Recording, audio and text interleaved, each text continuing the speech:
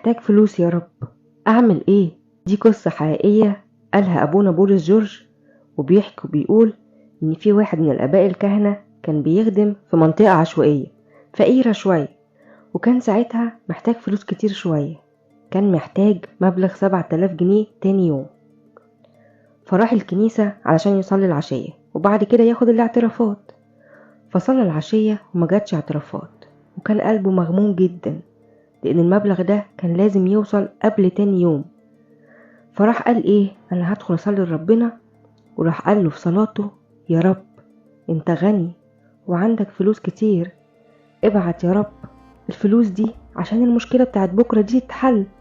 أرجوك يا رب أنا محتاج مبلغ 7000 جنيه. ما كانش عارف ربنا هيعمل إيه.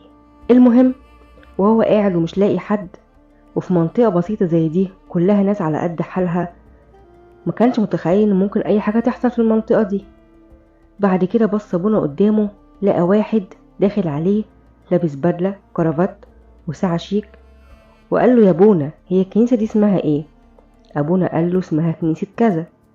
الراجل قال لابونا: اصل انا لقيت القبة والصليب وما كنتش عارف حتى مدخل المنطقة دي منين، ولفت لف عشان اجيلك هنا، ده المكان هنا حلو قوي يا ابونا. رد ابونا وقال له: دي بركة ربنا يا ابني. وفضل الراجل يحكي مع ابونا شوية، وبعد كده قال له: اسمع يا ابونا، انا رجل اعمال ومعايا مبلغ ناوي اوزعه على الكنايس، اتفضل دي 1000 جنيه للكنيسة هنا. فابونا قال له: اجيب لك بيهم ايصال؟ فالراجل قال له: لا انا مش عايز ايصال، الفلوس معاك اعمل بيهم اللي انت عايزه، وصلي لي وصلي الاولاد يا ابونا. وبعدين راح الراجل ركب عربيته ومشي، وابونا شكر ربنا جدا وقال له: ادي 1000 جنيه يا رب، كده باقي 6000، بس يا رب حكمتك يمكن ان انت مش عايز تبعت 6000. المهم حصل حاجة غريبة جدا.